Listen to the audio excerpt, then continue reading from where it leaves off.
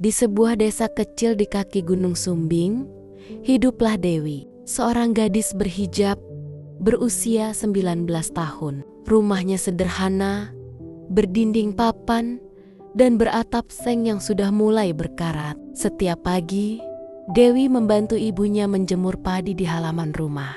Sementara ayahnya pergi ke sawah milik orang lain untuk mencangkul. Hidup mereka sederhana, tapi penuh kasih dan doa. Meski hidup pas-pasan, Dewi tumbuh dengan semangat belajar yang luar biasa. Ia sering terlihat membaca buku pelajaran SMP yang sudah lusuh sambil menjaga adik-adiknya bermain. Sejak kecil, Dewi bermimpi menjadi guru agar bisa mencerdaskan anak-anak desa.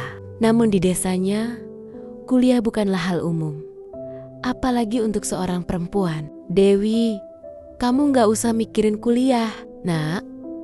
Perempuan itu cukup bisa masak dan ngurus rumah tangga," kata salah satu tetangga. Dewi hanya tersenyum, meski dalam hatinya terasa perih. Ia tahu banyak yang meremehkan mimpi-mimpinya, tapi setiap kali melihat ayahnya pulang dari sawah dengan pakaian penuh lumpur dan wajah lelah, semangatnya kembali tumbuh. Ia ingin membahagiakan orang tuanya dengan menjadi seseorang yang bisa dibanggakan. Suatu malam, Dewi duduk di teras rumah bersama ibunya. "Bu, kalau Dewi bisa kuliah, boleh ya?" tanya Dewi pelan. Ibunya tersenyum lembut. "Boleh, nak. Kalau itu cita-citamu, kejar. Bapak dan ibu pasti dukung. Rezeki itu urusan Allah." Sejak malam itu, Dewi berjanji pada dirinya, ia akan berusaha keras agar bisa melanjutkan kuliah, meski harus berjuang sendirian. Setelah lulus dari Madrasah Aliyah, Dewi mulai mencari informasi tentang universitas. Ia menempuh perjalanan sejauh 5 km ke warnet di kecamatan, hanya untuk mengisi formulir pendaftaran online. Ia juga mengikuti ujian beasiswa daring dari pemerintah daerah. Namun perjuangan itu tidak mudah. Beberapa teman sebayanya malah menertawakan niatnya. "Ngapain sih, Du? Kuliah segala, nanti juga ujungnya balik ke desa. Jadi ibu rumah tangga, mending kerja aja, bantu orang tua." Dewi tidak marah, tapi hatinya terasa sesak. Ia menuliskan ejekan itu di buku. Catatannya sebagai pengingat bahwa setiap kata meremehkan akan menjadi bahan bakarnya untuk terus berjuang. Setiap malam, Dewi berdoa. Ia membaca buku sambil ditemani lampu minyak kecil. Kadang listrik padam, kadang ia ketiduran di atas buku. Tapi ia tidak pernah menyerah. Beberapa bulan kemudian, kabar baik itu datang. Surat elektronik dari Universitas Negeri di Semarang menyatakan bahwa Dewi diterima melalui jalur beasiswa prestasi penuh. Tangis bahagia pecah di rumah itu. Ayahnya menunduk, matanya basah. "Bapak bangga banget sama kamu, nak," katanya dengan suara bergetar. Dewi pun berangkat ke kota dengan doa dan koper kecil berisi pakaian seadanya. Di pundaknya bukan hanya mimpi pribadi, tapi juga harapan seluruh keluarganya.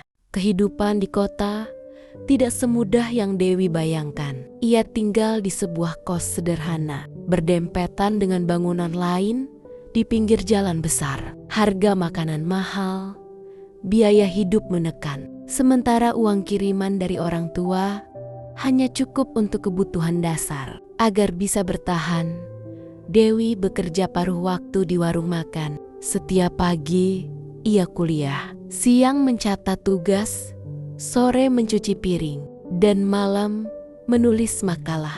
Ia hanya tidur 3 atau 4 jam sehari. Kadang tubuhnya terasa lelah, matanya berat, tapi semangatnya tak pernah padam. Setiap kali ingin menyerah, ia teringat wajah ibunya yang selalu tersenyum meski lelah. "Bu, nanti Dewi lulus ya. Dewi janji bakal bahagiain bapak sama ibu," bisiknya di malam-malam sepi. Terkadang Temonmen, kuliahnya mengundangnya nongkrong di kafe, tapi Dewi menolak halus. Ia sadar waktunya terlalu berharga untuk dihabiskan tanpa arah.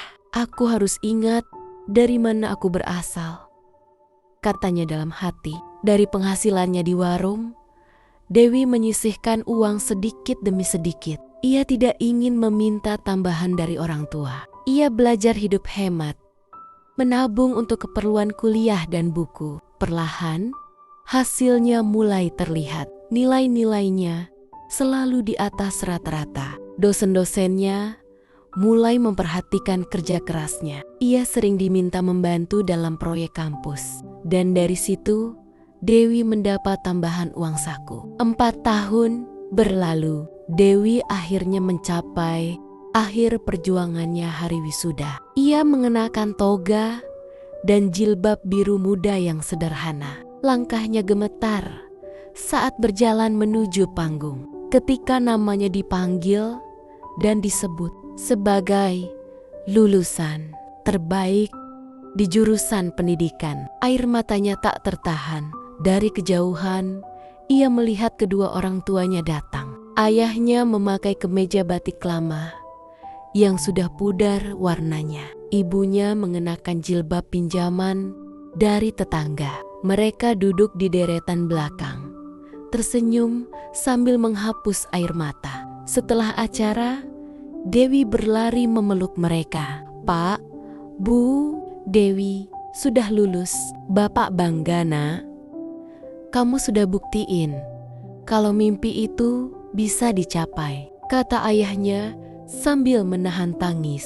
Beberapa tahun kemudian, Dewi kembali ke desanya. Tapi bukan sekadar pulang, ia membawa perubahan. Ia membuka kelas belajar gratis untuk anak-anak desa, terutama mereka yang kesulitan ekonomi seperti dirinya dulu. Ia juga menjadi penggerak pendidikan perempuan di desanya. Kini, gadis yang dulu diejek karena ingin kuliah menjadi sosok panutan. Ia sering diundang untuk berbagi kisah inspiratif di sekolah-sekolah sekitar. Setiap kali ditanya, apa rahasia keberhasilannya, Dewi hanya tersenyum dan berkata, "Saya bukan orang pintar. Saya hanya tidak berhenti berjuang. Saya percaya kalau kita punya niat baik dan terus berusaha, Allah pasti tunjukkan jalannya." Di papan kecil di depan rumah belajarnya, tertulis kalimat sederhana, "Dari desa untuk masa depan." Beberapa tahun setelah kelulusannya, Dewi kembali ke desa tempat ia tumbuh. Desa yang dulu hanya mengenal sawah, ladang, dan pasar tradisional itu kini terasa berbeda di matanya. Ia menatap setiap sudutnya dengan rasa haru. Disinilah semua mimpinya berawal. Kini Dewi sudah menjadi seorang sarjana pendidikan. Banyak orang di desa yang awalnya meremehkannya, kini menyapanya dengan hormat. "Selamat ya, Bu Sarjana," kata mereka sambil tersenyum. Namun Dewi tak pernah ingin meninggi. Ia tetap berjalan di jalan tanah yang sama, menyapa anak-anak kecil yang bermain di pematang sawah dengan lembut. Suatu sore, Dewi duduk di teras rumahnya sambil mengajar beberapa anak SD yang datang membawa buku lusuh. Mereka duduk di tikar bambu, menulis dengan pensil tumpul, dan menatap Dewi penuh semangat. "Bu Dewi, kalau kita rajin belajar, kita juga bisa kuliah kayak ibu, ya?" tanya seorang anak kecil dengan mata berbinar. Dewi tersenyum, menatap mereka satu persatu. "Bisa, Nak, asal kamu mau berusaha. Tidak ada yang tidak mungkin," ujarnya lembut. Sejak hari itu, semakin banyak anak desa yang datang belajar gratis di rumah Dewi. Ada yang belajar membaca, berhitung, hingga belajar menulis surat. Rumah Dewi yang kecil kini hampir tidak muat menampung semangat mereka. Tiap sore, halaman rumahnya dipenuhi suara tawa dan celoteh anak-anak yang belajar. Melihat semangat mereka, Dewi mulai berpikir. Ia menyadari bahwa rumahnya tidak lagi cukup luas untuk semua anak yang datang. Kalau terus seperti ini, mereka tidak bisa belajar dengan nyaman, pikir Dewi suatu malam sambil menatap halaman belakang rumahnya yang masih berupa tanah kosong. Dari situlah muncul mimpi baru di hati. Dewi membangun ruang belajar sederhana untuk anak-anak desa. Ia ingin menciptakan tempat yang layak, meski hanya berdinding kayu dan beratap seng. Tempat di mana anak-anak bisa menulis, membaca, dan bermimpi seperti dirinya dulu. Namun tentu saja, membangun ruang belajar bukan perkara mudah. Ia tidak punya banyak uang. Tabungan kecilnya dari mengajar privat di kota hampir habis. Tapi semangatnya tak pernah pudar. Dewi mulai menulis proposal kecil untuk meminta bantuan ke dinas pendidikan dan lembaga sosial. Ia mengetuk banyak pintu. Beberapa menolak, beberapa tidak menjawab sama sekali. Namun ada juga yang tersentuh oleh niat tulusnya. Bersama beberapa warga desa dan dukungan kepala desa, Dewi berhasil membangun ruang belajar sederhana di lahan belakang rumahnya. Ruangan itu berdinding papan kayu, beratap seng, dan berisi beberapa meja panjang dari bambu. Tapi di mata anak-anak, tempat itu adalah surga kecil. Di atas pintu ruangan, Dewi menulis dengan cat biru, rumah cahaya tempat belajar dan bermimpi. Kini setiap sore, puluhan anak datang belajar di rumah cahaya. Ada yang masih mengenakan baju sekolah. Ada pula yang datang langsung setelah membantu orang tuanya di sawah. Dewi mengajar dengan penuh sabar, kadang dibantu oleh teman-teman kuliahnya yang datang saat libur. Suatu hari, seorang ibu mendekat sambil meneteskan air mata. "Terima kasih, Nak Dewi. Dulu saya pikir anak saya tidak akan bisa baca tulis. Tapi sekarang, dia sudah bisa menulis namanya sendiri," katanya lirih. Dewi hanya tersenyum, matanya ikut berkaca. "Bu, ini semua berkat semangat anak ibu juga. Saya hanya membantu sedikit," jawabnya dengan rendah hati. Lambat laun, kisah Dewi tersebar ke desa-desa lain. Banyak anak dari kampung sekitar datang untuk belajar di rumah cahaya. Bahkan ada relawan yang ikut membantu, membawa buku bekas dan alat tulis. Kini, Dewi bukan hanya dikenal sebagai gadis desa yang berhasil kuliah, tapi juga sebagai sosok yang mengubah masa depan generasi di desanya. Ia tak hanya mengejar mimpinya sendiri, tapi membantu orang lain menemukan mimpi mereka. Suatu malam, Dewi menatap ruang belajar yang kini ramai oleh suara tawa anak-anak. Ia menghela napas panjang, penuh rasa syukur.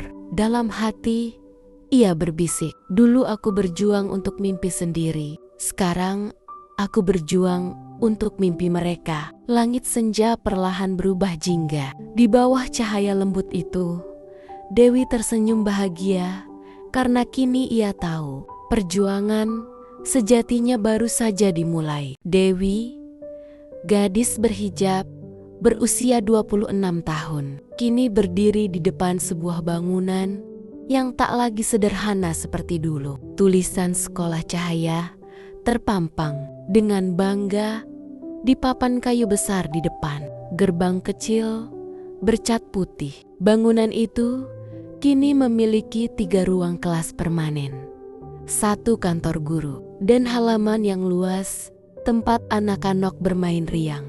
Perjalanan ke titik ini bukan hal yang mudah. 2 tahun setelah mendirikan rumah cahaya, Dewi mulai kebingungan. Jumlah anak-anak yang belajar di tempatnya terus bertambah. Sementara ruangan makin sempit, banyak orang tua datang menitipkan harapan mereka. Berharap Dewi bisa mengajarkan anak-anak mereka membaca dan berhitung seperti anak kota. Namun, lahan di belakang rumahnya terbatas. Dewi sering duduk di beranda malam-malam, memikirkan bagaimana caranya agar impian anak-anak ini tetap bisa tumbuh. Sampai suatu hari, datang seorang wartawan lokal yang menulis kisah perjuangannya di surat kabar daerah. Tak disangka, kisah itu viral. Banyak orang membaca dan menaruh simpati. Donasi pun mulai berdatangan dari berbagai tempat, dari mantan gurunya di universitas hingga komunitas pendidikan di kota. Dewi menangis haru ketika menerima pesan dari seorang dosen lamanya. Kau membuktikan bahwa pendidikan bukan hanya tentang gelar, tapi tentang hati yang mau berbagi. Dengan dukungan itu, Dewi membeli sebidang tanah kecil di pinggir desa. Di sanalah ia dan warga membangun sekolah sederhana, hasil gotong royong dan bantuan orang baik. Hari pertama sekolah itu diresmikan. Dewi berdiri di depan anak-anak dengan mata berkaca-kaca. Anak-anak yang dulu belajar di tikar bambu, kini duduk di meja kayu, menulis di buku baru. Kini Dewi tak sendiri. Ia sudah punya 4 guru muda yang membantunya mengajar, 2 dari kota. 2 lagi mantan muridnya sendiri. Mereka menyebutnya Bu Dewi. Sosok yang dulu hanya bermimpi, kini jadi inspirasi. Beberapa tahun berlalu, Sekolah Cahaya menjadi contoh bagi banyak desa lain. Dewi sering diundang ke berbagai tempat untuk berbagi kisahnya. Ia tidak pernah menyangka dari ruang kecil di rumah kayu dulu lahir gerakan pendidikan yang menyalakan harapan. Suatu sore, ketika matahari tenggelam di balik sawah, Dewi melihat anak-anak berlarian sambil membawa buku. Ia tersenyum, hatinya berbisik pelan. Ternyata cahaya kecil yang dulu kunyalakan kini menerangi banyak hati. Dewi, gadis berhijab berusia 27 tahun, kini tak lagi sekadar dikenal sebagai guru sukarela di desanya. Namanya mulai dikenal hingga ke desa-desa tetangga karena semangat dan dedikasinya dalam membangun pendidikan bagi anak-anak kurang mampu. Sekolah kecil yang dulu ia bangun di halaman rumahnya kini telah berkembang pesat. Setelah mendapat perhatian dari berbagai pihak, termasuk para donatur lokal, mantan dosen yang dulu mengajarnya, dan lembaga sosial, Dewi akhirnya memutuskan untuk mengubah Sekolah Cahaya menjadi Yayasan Rumah Cahaya Nusantara. Tujuannya sederhana namun mulia, memberikan kesempatan belajar bagi anak-anak desa di seluruh pelosok yang ingin menggapai cita-cita seperti dirinya dulu. Perubahan besar itu dimulai ketika salah satu muridnya, Sari, berhasil lolos beasiswa ke sekolah unggulan di kota. Berita itu menyebar cepat, membuat banyak orang tua percaya bahwa pendidikan benar-benar mampu mengubah nasib. Dukungan pun mengalir. Ada yang menyumbangkan bahan bangunan, ada yang membantu mengajar, dan ada pula yang memberikan donasi kecil setiap bulan. Dewi pun bersama beberapa relawan membentuk tim kecil yang mengurus administrasi dan program yayasan. Mereka bekerja tanpa gaji, hanya bermodalkan semangat dan harapan. Kita bukan hanya membangun sekolah, ujar Dewi pada rapat pertama yayasan itu. Kita sedang membangun masa depan anak-anak desa. Dari yang semula hanya memiliki 3 ruang kelas sederhana, kini yayasan tersebut memiliki gedung permanen dengan 7 ruang kelas, 1 perpustakaan kecil, serta ruangan komputer hasil hibah dari pemerintah daerah. Anak-anak dari berbagai desa datang setiap pagi dengan semangat baru.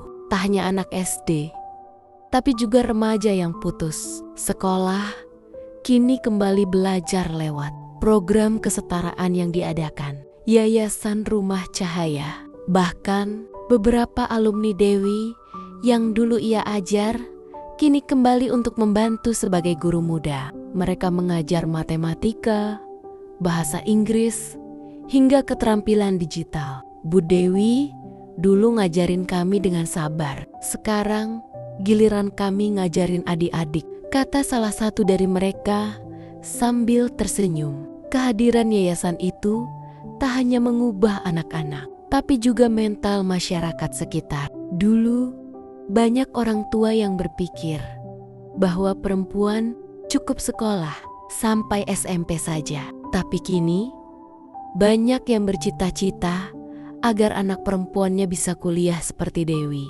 Desa yang dulu dikenal sepi, kini menjadi hidup. Setiap sore, halaman yayasan ramai dengan kegiatan anak-anak yang belajar dan bermain. Para ibu membuat jajanan untuk kantin sekolah, sementara para ayah membantu memperbaiki bangunan atau menjaga lingkungan sekolah. Yayasan Rumah Cahaya pun perlahan menjadi simbol perubahan sosial. Pemerintah daerah bahkan menjadikannya contoh proyek percontohan pendidikan berbasis masyarakat. Suatu hari, Dewi menerima undangan untuk menghadiri sebuah forum pendidikan nasional di Jakarta. Di sana, ia menerima penghargaan sebagai tokoh inspiratif pendidikan desa. Saat naik ke panggung, Dewi menunduk haru.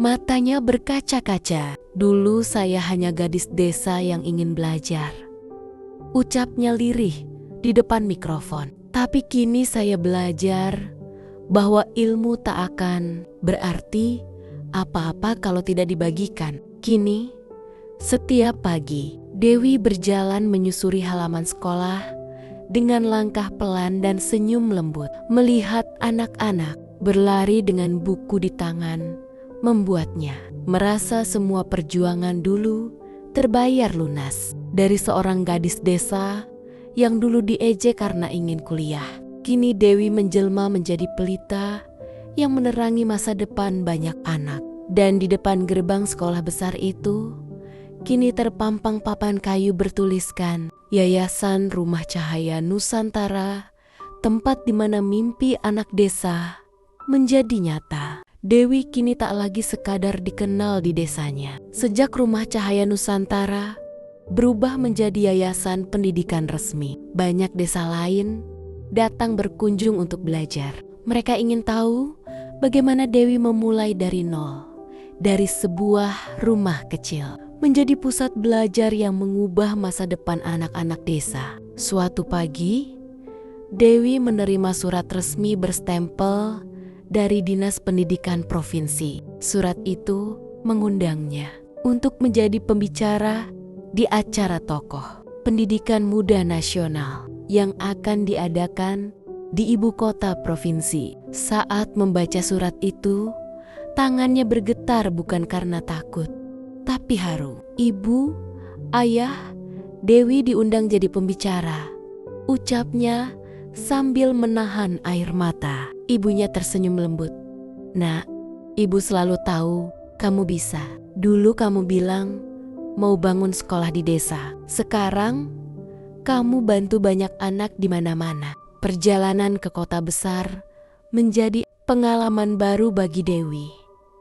Ia mengenakan gamis putih, bersih, dan kerudung biru muda, membawa map berisi catatan perjuangannya. Di atas panggung besar, dengan lampu yang terang, Dewi menceritakan kisahnya tentang bagaimana ia dulu diejek karena ingin kuliah, bagaimana ia mengajar anak-anak tanpa ruang kelas, dan bagaimana akhirnya Rumah Cahaya menjadi simbol harapan. Pendidikan bukan tentang seberapa tinggi kita berdiri, katanya dengan suara bergetar, tapi seberapa dalam kita menanamkan cahaya di hati orang lain. Tepuk tangan panjang menggema di aula. Beberapa kepala daerah mendekatinya usai acara, menawarkan kerjasama untuk membuka rumah cahaya di daerah mereka. Bahkan, salah satu universitas mengajaknya menjadi pembicara,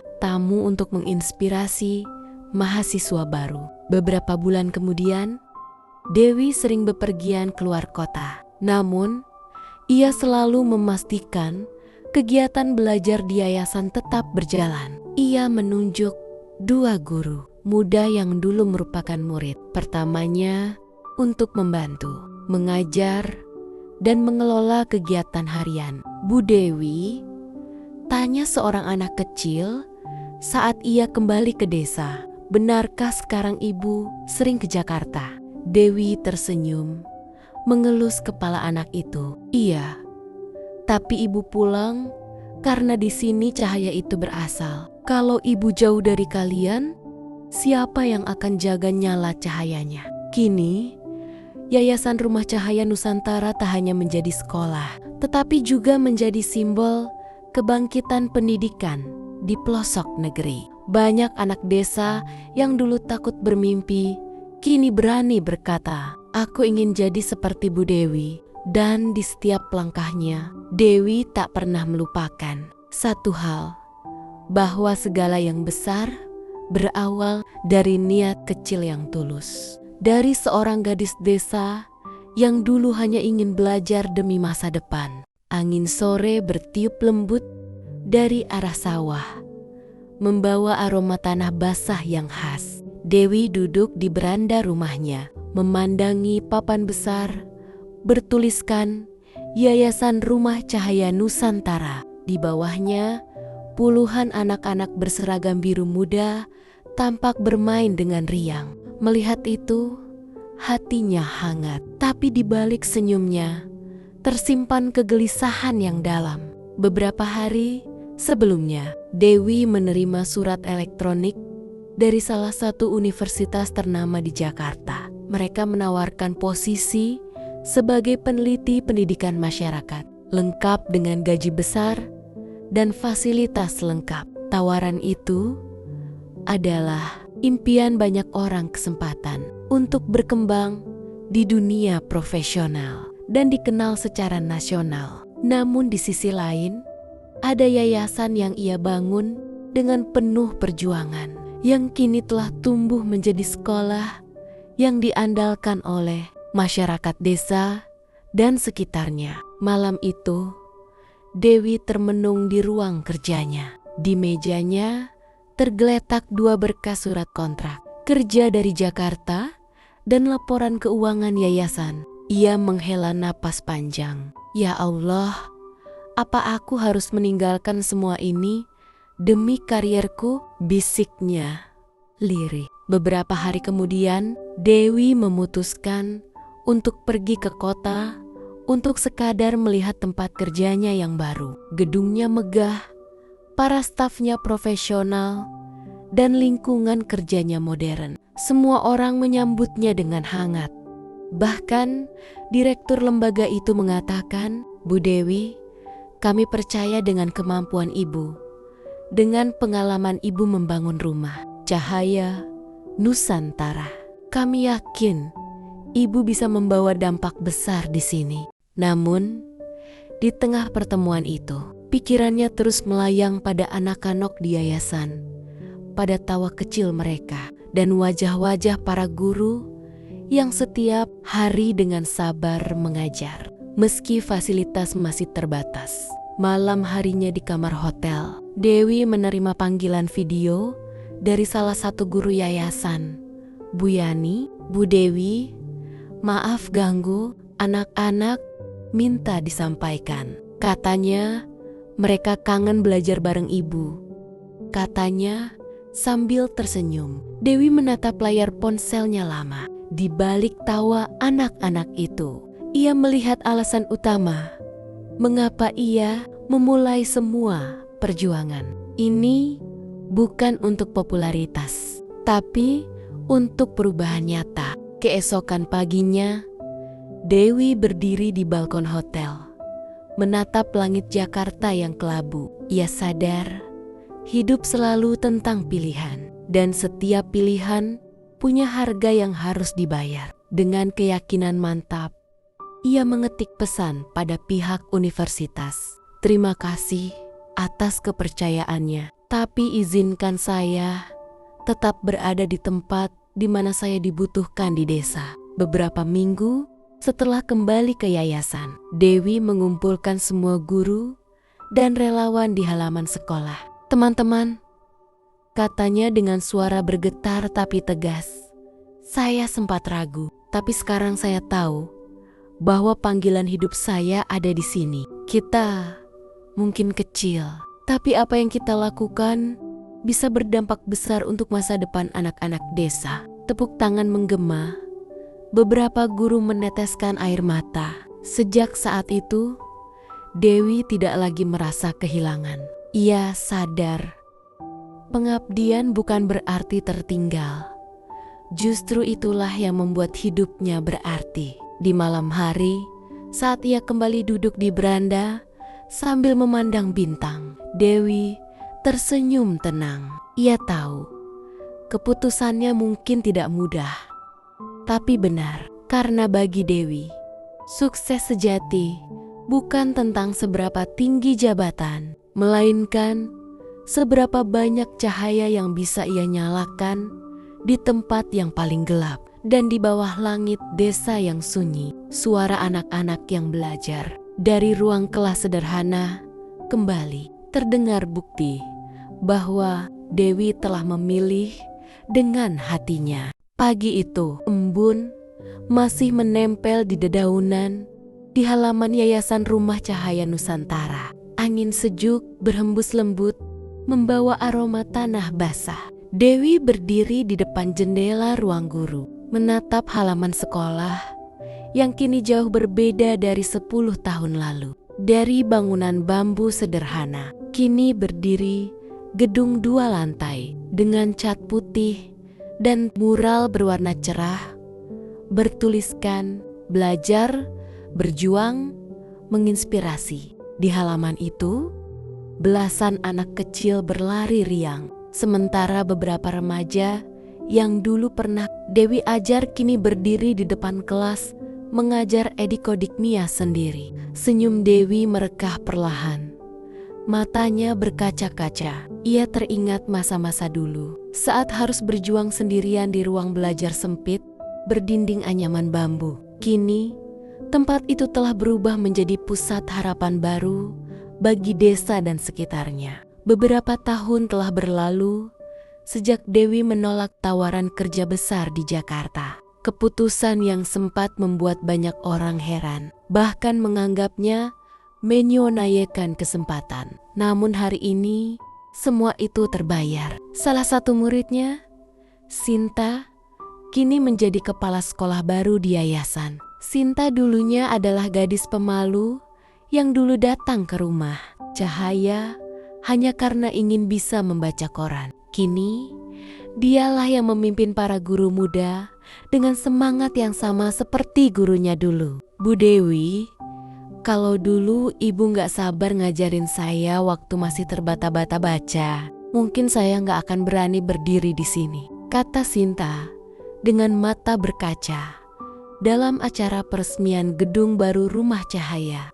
Dewi menatapnya dengan senyum yang nyaris tak bisa disembunyikan. Tangannya bergetar saat menepuk bahu muridnya itu. "Yang ibu lakukan cuma menyalakan lilin kecil, Sin. Tapi kamu dan Tuman-Timanlah yang membuatnya jadi terang." Sorak tepuk tangan dari para warga desa, orang tua murid, dan para alumni memenuhi halaman. Banyak dari mereka kini menjadi guru, perawat, dan pengusaha kecil yang tetap berdedikasi membantu desa mereka sendiri. Yayasan Rumah Cahaya Nusantara tak lagi hanya sekolah, tapi gerakan sosial yang menyalakan api pendidikan di berbagai pelosok. Malam harinya, Dewi duduk di teras yayasan yang kini penuh bunga melati. Lampu gantung berayun pelan diterpa angin malam. Di pangkuannya ada sebuah buku catatan lusuh buku pertama yang dulu ia gunakan saat masih kuliah, berisi impian-impian sederhana. Ia membuka halaman terakhir, menulis perlahan, "Mimpi bukan untuk diakhiri. Mimpi adalah api yang harus diteruskan. Meski pelitanya berpindah tangan." Air matanya menetes tanpa disadari. Tapi kali ini bukan air mata kesedihan, melainkan rasa syukur mendalam. Anak-anak kecil masih tertawa di halaman asrama. Suara jangkrik terdengar bersahutan. Dewi menatap langit malam penuh bintang dan berbisik pelan, "Terima kasih Tuhan, karena mimpi ini tak pernah padam." Kamera kehidupan seolah menyorot wajahnya yang tenang, penuh harapan. Sebuah senyum kecil terlukis, bukan karena semua perjuangan telah usai, tapi karena ia tahu cahaya itu kini hidup di hati banyak orang. Dan di bawah sinar bulan, papan kayu bertuliskan Rumah Cahaya Nusantara tampak bersinar lembut, seperti simbol bahwa perjuangan Dewi kini telah menjadi warisan abadi. Sudah hampir 2 tahun sejak Rumah Cahaya Nusantara diresmikan sebagai yayasan pendidikan. Hidup Dewi kini berjalan sederhana, namun penuh makna. Setiap pagi, ia menyapu halaman sekolah, menyiapkan materi belajar, lalu menyambut anak-anak desa yang datang dengan wajah penuh semangat. Di sela kesibukan, Dewi kerap merenung tentang jalan hidupnya yang dulu ia perjuangkan seorang diri. Kini perlahan tumbuh menjadi harapan bagi banyak orang. Suatu sore yang cerah, setelah mengajar kelas membaca, Dewi pergi ke minimarket kecil di pinggir jalan utama desa. Ia hanya berniat membeli beberapa perlengkapan sekolah dan bahan kebutuhan harian. Dengan langkah santai dan hijab coklat yang sederhana, Dewi mendorong troli perlahan sambil menelusuri rak demi rak. Tiba-tiba, dari arah berlawanan, seseorang memanggil dengan suara yang tak asing di telinganya. "Dewi, Dewi, ini kamu kan?" Dewi menoleh cepat. Seketika matanya membulat dan bibirnya tersenyum lebar. "Intan, ya Allah, iya, ini kamu?" Keduanya saling berpelukan erat, menahan haru. Sudah hampir 7 tahun sejak mereka terakhir bertemu, sejak hari wisuda. Intan kini tampak lebih dewasa, mengenakan hijab berwarna pastel dan membawa tas belanja bersama suaminya yang tengah menunggu di kasir. Setelah menuntaskan belanja, mereka memutuskan duduk di kafe kecil di sebelah minimarket. Suasana sore itu hangat, angin semilir, aroma kopi, dan tawa dua sahabat lama yang mengenang masa kuliah. "Jujur, aku gak nyangka kamu di sini," ujar Intan sambil tersenyum. "Kukira kamu lanjut kerja di kota, kayak teman-teman lain." Dewi tertawa pelan. "Aku sempat dapat tawaran, tapi hati ini kayaknya gak bisa jauh dari desa. Tan, aku ngerasa masih banyak anak-anak di sini yang butuh bimbingan." Intan menatapnya kagum. "Aku sering lihat berita atau unggahan tentang Rumah Cahaya Nusantara. Itu karya kamu kan?" Dewi mengangguk pelan. Matanya berkilat lembut. "Iya, aku bangun dari nol. Awalnya cuma rumah kecil yang kupakai buat ngajarin anak-anak. Tapi alhamdulillah, sekarang sudah jadi sekolah resmi. Banyak anak-anak yang mulai bisa baca, bisa berhitung. Bahkan beberapa lanjut SMP dengan beasiswa." Intan terdiam beberapa detik, menatap Dewi dengan mata berbinar. "Kamu luar biasa, Wi. Aku jadi malu sendiri. Aku kerja di perusahaan, tapi rasanya gak pernah bikin sesuatu yang benar-benar bermakna kayak kamu." Dewi tersenyum bijak. "Gak semua orang punya jalan yang sama, Tan. Tapi kalau kamu punya niat untuk membantu, sekecil apapun, itu sudah besar di mata Allah." Perkataan itu menancap dalam hati Intan. Ia lalu berkata dengan mantap, "Kalau gitu, izinkan aku bantu kamu. Aku punya kenalan di lembaga CSR. Mungkin mereka bisa bantu donasi untuk pengadaan komputer atau alat belajar. Dan kalau kamu butuh tenaga untuk ngajar weekend, aku siap datang." Dewi sempat tertegun. Ia tidak menyangka niat baik seperti itu datang dari sahabat lamanya. Masya Allah, Tan, aku benar-benar berterima kasih. Aku yakin anak-anak pasti senang banget. Mereka kemudian berpisah menjelang maghrib dengan janji untuk bertemu kembali di sekolah. Rumah Cahaya Nusantara. Beberapa minggu kemudian, Intan benar-benar datang ke sekolah Dewi. Ia membawa beberapa kardus berisi buku-buku baru, alat tulis, dan sebuah laptop bekas yang masih berfungsi baik. Anak-anak desa menyambut dengan antusias, sementara Dewi hanya bisa menatap pemandangan itu dengan mata berkaca-kaca. Di tengah senyum dan tawa anak-anak, Dewi berbisik dalam hati, "Ya Allah, Engkau benar-benar Maha Pengatur. Setiap pertemuan, setiap langkah, semuanya punya makna." Kini, Rumah Cahaya Nusantara tidak hanya menjadi tempat belajar, tapi juga menjadi jembatan persahabatan dan kebaikan. Dewi sadar, perjuangannya belum selesai. Namun kali ini, ia tidak berjalan sendirian lagi. Ada Intan, sahabat lamanya, yang datang membawa cahaya baru untuk menyinari perjuangannya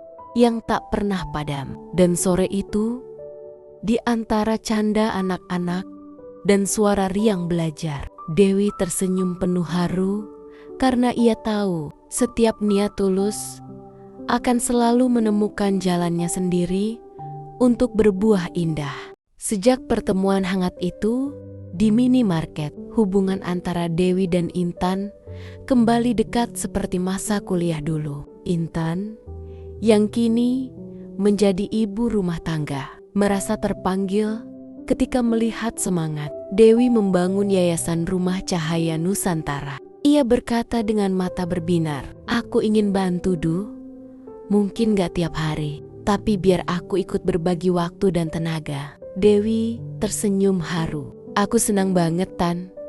Aku butuh teman yang punya semangat yang sama." Sejak saat itu, setiap akhir pekan, Intan datang ke yayasan. Ia membantu Dewi mengajar anak-anak membaca, menulis, dan mengenal komputer dasar. Meskipun hanya 2 hari dalam seminggu, keberadaan Intan membawa warna baru. Ia juga membantu memperkenalkan yayasan kepada beberapa donatur dari kota. Anak-anak sangat menyukai Intan.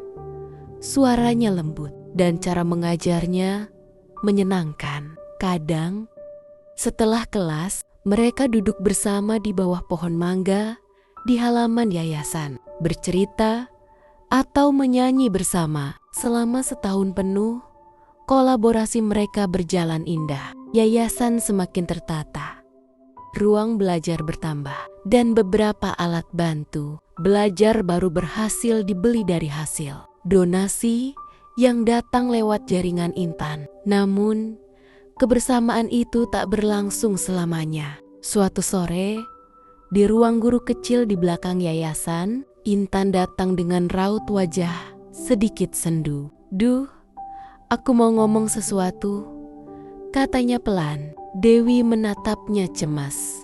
"Ada apa, Tan?" "Suamiku dapat tugas baru. Dipindahkan ke Kalimantan.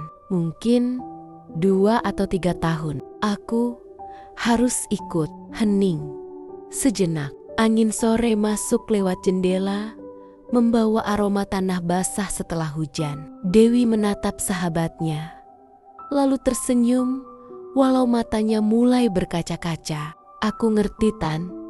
Kamu harus ikut suamimu." Aku cuma bisa bilang, "Makasih ya, kamu udah bantu banyak. Bukan cuma materi, tapi semangat kamu yang nular ke anak-anak." Intan menggenggam tangan Dewi erat. "Justru aku yang berterima kasih, Du. Kamu udah ngajarin aku arti perjuangan yang sesungguhnya. Aku akan terus dukung kamu dari jauh." Mereka berpelukan lama. Beberapa guru yayasan yang melihat pun ikut meneteskan air mata. Hari itu menjadi hari terakhir Intan mengajar di Rumah Cahaya Nusantara. Anak-anak membuat gambar tangan berwarna-warni, bertuliskan terima kasih, Bu Intan, sebagai kenang-kenangan. Beberapa minggu kemudian, Intan benar-benar pindah keluar pulau. Tapi meski jauh, ia tetap mengirimkan bantuan kecil setiap bulan, buku, alat tulis, dan kadang transfer dana untuk perbaikan kelas. Dewi sering menatap foto mereka berdua di dinding ruang guru sambil tersenyum. Dalam hatinya, ia berbisik, "Terima kasih, Intan. Doamu dan tenagamu akan selalu jadi bagian dari cahaya di rumah ini dan di bawah langit senja." Dewi kembali menatap halaman sekolah yang kini dipenuhi tawa anak-anak. Ia tahu perjuangan ini belum berakhir, tapi kehadiran orang-orang seperti Intan membuatnya yakin setiap langkah kecil yang tulus akan selalu meninggalkan cahaya yang panjang. 2 tahun berlalu sejak kepergian Intan dari desa. Waktu berjalan cepat dan kehidupan Dewi pun banyak berubah. Yayasan Rumah Cahaya Nusantara kini berkembang pesat berkat kolaborasi dengan berbagai lembaga sosial dan perusahaan yang peduli pada pendidikan desa. Di tengah kesibukannya mengajar dan mengelola yayasan, tak disangka Dewi bertemu dengan seseorang yang membuat hidupnya berwarna kembali. Arif, seorang pria 30 tahun, pemilik lembaga CSR yang kerap menyalurkan bantuan untuk pendidikan di daerah-daerah pelosok. Pertemuan mereka awalnya murni urusan kerja. Arif sering datang ke yayasan Dewi untuk melihat langsung bagaimana dana CSR digunakan. Namun, dari cara Dewi berbicara, ketulusan matanya, dan semangatnya membangun masa depan anak-anak desa, hati Arif perlahan luluh. Ia melihat Dewi bukan sekadar sosok inspiratif, tapi juga pribadi yang hangat dan sabar. Sementara bagi Dewi, Arif adalah sosok yang mengingatkannya pada sosok ayah tenang, bijak, dan selalu memotivasi. Hubungan mereka berkembang secara alami, tanpa terburu-buru. Mereka sering berdiskusi hingga larut tentang mimpi, pendidikan, dan masa depan anak-anak Indonesia. Hingga suatu hari, di teras Rumah Cahaya, Arif mengungkapkan niatnya untuk melamar Dewi. Dengan senyum lembut, ia berkata, "Aku ingin mendampingi perjuanganmu, Dewi, bukan hanya dengan dana, tapi dengan hati." Air mata Dewi menetes pelan. Ia merasa perjuangannya selama ini tidak sia-sia. Ia telah kehilangan banyak hal di masa lalu, tapi kini Allah menggantinya dengan kebahagiaan yang tulus. Beberapa bulan kemudian, suasana desa ramai dan penuh kebahagiaan. Di halaman yayasan yang dulu sederhana, kini berdiri tenda besar berwarna putih dengan hiasan bunga segar. Anak-anak yayasan menyambut tamu dengan senyum ceria. Hari itu, Dewi mengenakan kebaya putih berhijab lembut, tampil anggun dan penuh cahaya. Arif berdiri di sampingnya dengan jas abu muda, menatap calon istrinya dengan penuh rasa syukur. Di antara para tamu, tampak sosok yang familiar Intan, datang bersama suami dan anak kecilnya. Begitu melihat Dewi, Intan langsung tersenyum lebar dan berlari kecil menghampiri. "Dewi, aku ikut bahagia banget. Akhirnya kamu menemukan sosok yang bisa menjaga kamu." Dewi memeluk sahabat lamanya erat. "Terima kasih, Tan.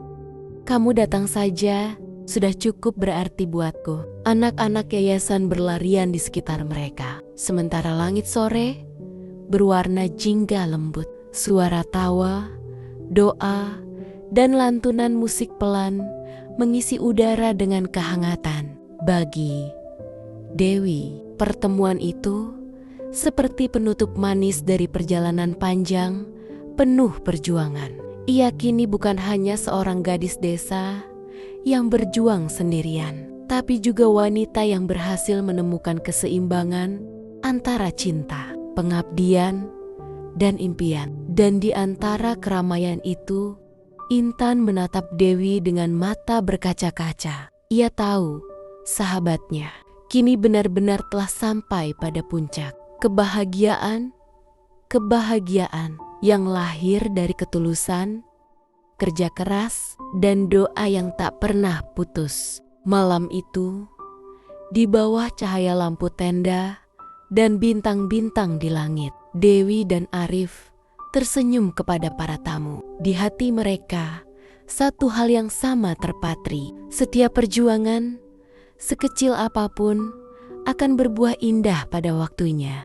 Tahun-tahun berlalu dengan cepat. Kehidupan Dewi kini jauh berbeda dibanding masa-masa penuh perjuangan. Di awal, ia mendirikan yayasan. Setelah menikah dengan Arif, seorang pria yang juga berjiwa sosial tinggi dan memiliki lembaga CSR hidup, Dewi terasa lebih seimbang. Yayasan Rumah Cahaya Nusantara terus tumbuh menjadi tempat belajar bagi banyak anak di desa dan desa-desa sekitar. Dari pernikahannya, Dewi dikaruniai seorang anak laki-laki bernama Raffi.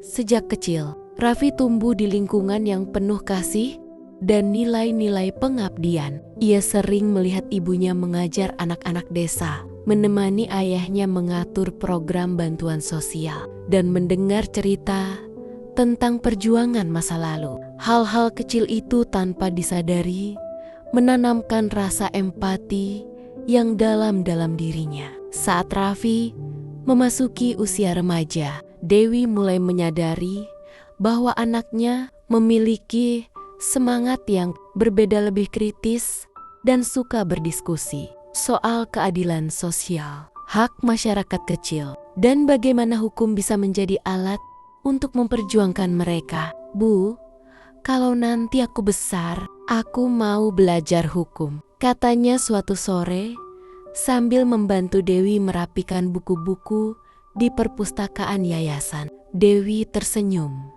lembut. "Hukum itu mulia kalau digunakan untuk menolong yang lemah, Nak.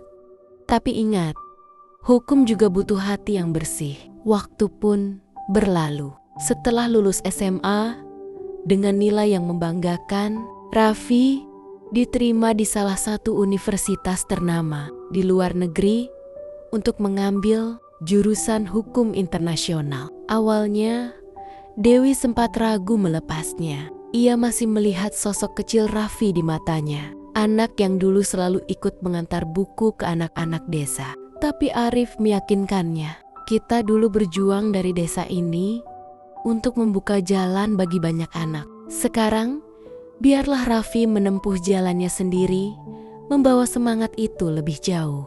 Hari keberangkatan tiba. Bandara pagi itu terasa syahdu. Dewi menatap anaknya yang kini tumbuh tinggi, rapi dengan jaket abu dan tas punggung besar. Ia menahan air mata saat memeluk Raffi erat.